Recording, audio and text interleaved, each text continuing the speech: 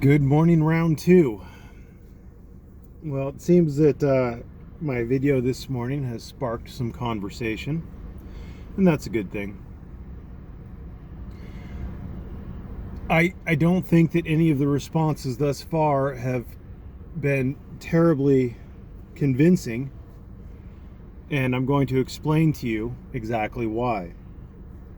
People are able to cite isolated instances where an auditor did something. Whatever. Whether it's Batosai threatening to expose naked pictures of Teresa if something happened to Earl, or the video of the sex offender with the old man that were at family court, I think.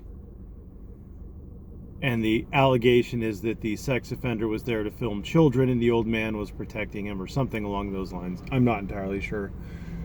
But my question would then become, is the Batosai the community?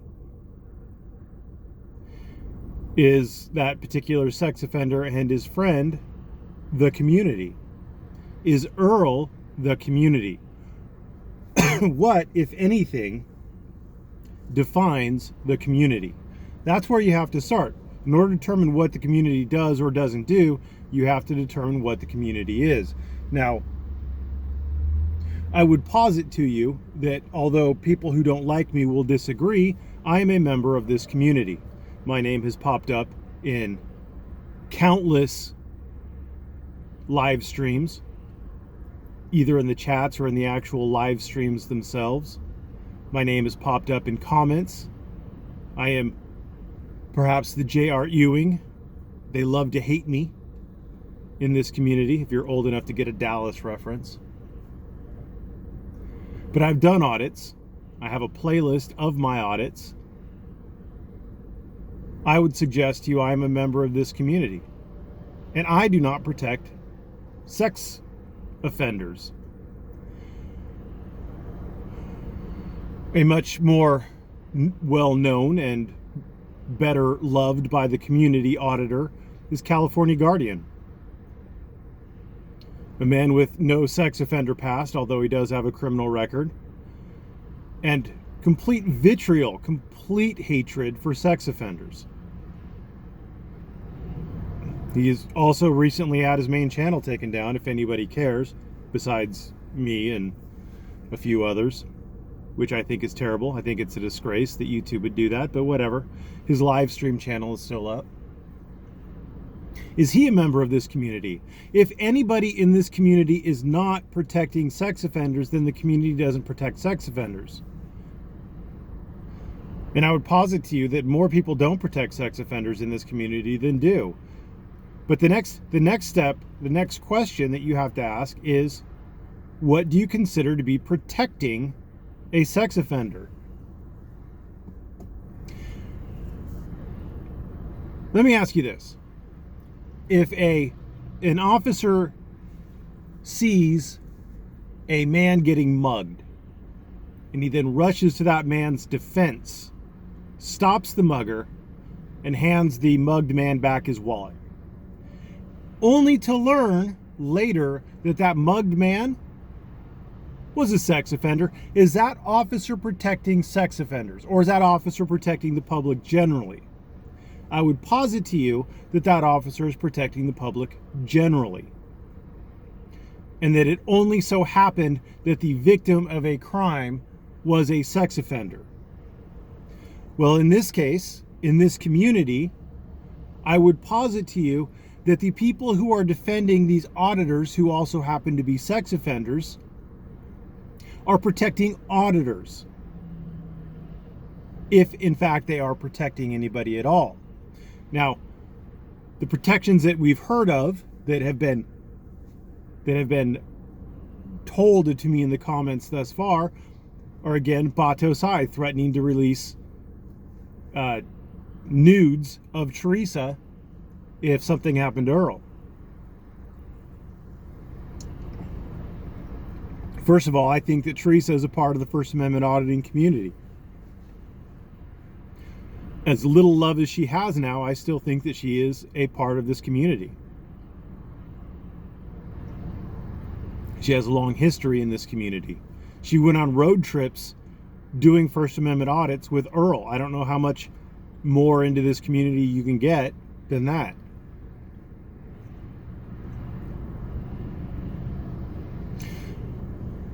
But was Batosai protecting Earl, or was he protecting a sex offender? Is he protecting the man who he has gone out on audits with, who he knows, and who he was unaware of the full extent of the criminal record? Or was he specifically defending a sex offender?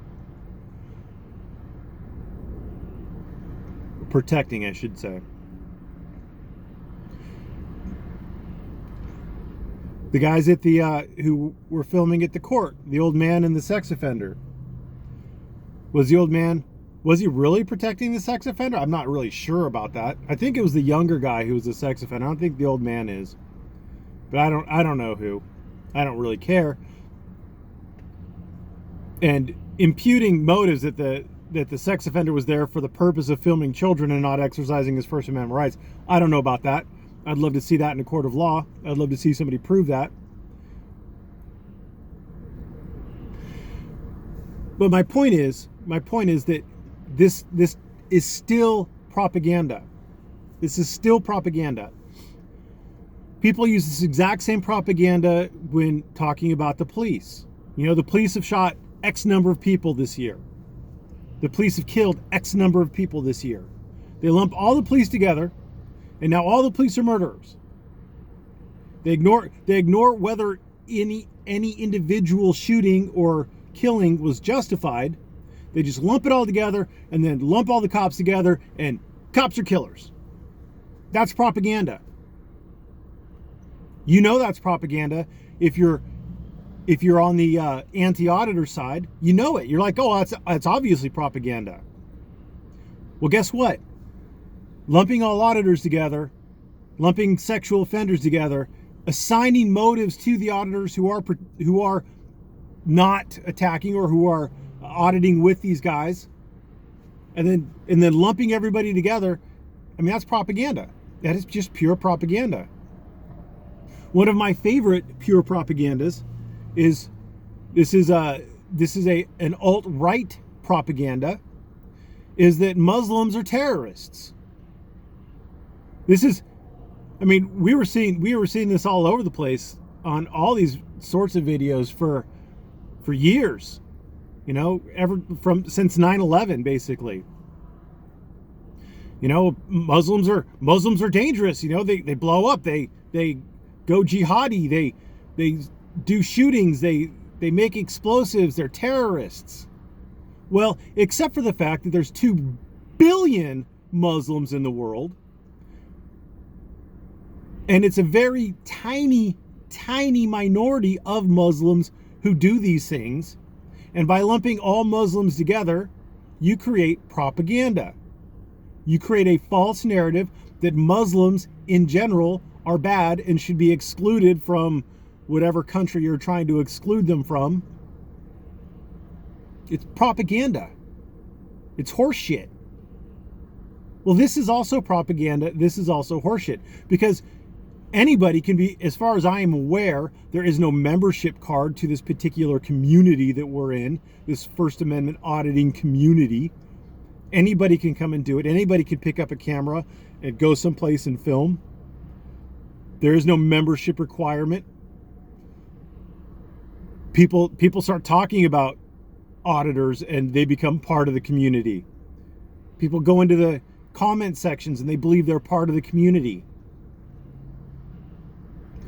So it's a loosely defined entity, and to assign a particular belief or motive or modus operandi to such a loosely knit collective is just set for failure. The only thing that you can agree on in this First Amendment community is that everybody is interested in First Amendment auditing. Everybody's interested in it.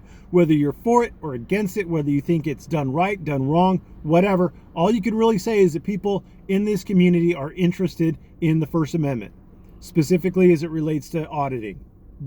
And even that is generalized, because in Stun Tummy's video, he showed Eric Brandt, who isn't a First Amendment auditor, but is generally interested in the First Amendment. So I've waxed long enough on this, once again, to crystallize this in your minds. If you are going to make a claim about the community, you have to show that it is valid for the whole community. If it is not, if it is only valid for a tiny subsection of the community, then you have not proved your claim. And I can show multiple people, myself included, who do not support or protect sex offenders. And so your narrative is false. Your propaganda is a lie. Thank you for watching. Have a great day.